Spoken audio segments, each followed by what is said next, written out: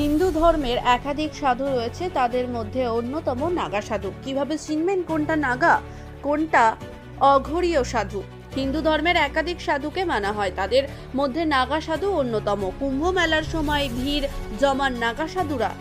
এবার প্রয়াগরাজে যে মহাকুম্ভ চলছে সেখানে প্রচুর নাগা সাধু এসেছেন। অনেকে মনে করেন নাগা সাধু এবং অঘরিয়া বাবা একই, বিশেষ করে তাদের বেশভূষা খানিকটা এক হওয়ার জন্যই অনেকেই নাগা সাধু ও অঘরিয়াদের মধ্যে তফাৎ বুঝতে পারে না। নাগা সাধু ও অঘরিয়া বাবা একেবারেই আলাদা, তা হওয়ার জন্য প্রক্রিয়াও আলাদা। তাদের তপস্যা করার নিয়ম, জীবনযাপন, ধ্যান করার নিয়ম, খাওয়া দাওয়ার আলাদা।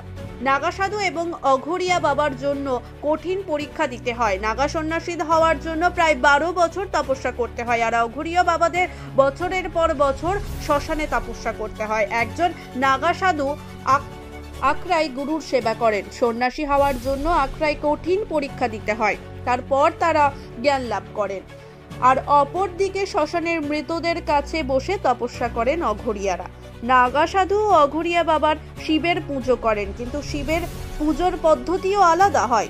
নাগা সাধু হওয়ার জন্য গরুর সেবা করা যেমন বাধ্যতামূলক বলা হয়, অঘরিয়া বাবার ক্ষেত্রেও সে বিষয় নেই। তাদের আলাদা করে গুরুর প্রয়োজন হয় না। নাগা সাধু ও অঘরিয়া বাবাদের আহার পদ্ধতি আলাদা। নাগা সাধুরা নিরামিষ আহার করেন, আর অপরদিকে অঘরিয়া বাবা আমিষভোজী, বলা যায় তারা মাংসও খান। অঘরিয়ার গলার খুলির মালাও দেখা যায়। নাগা সাধুদের সাধারণত নগ্ন অবস্থায় থাকেন, আর অঘরিয়া তাদের শরীরের নিচে অংশে ঢাকা রাখেন।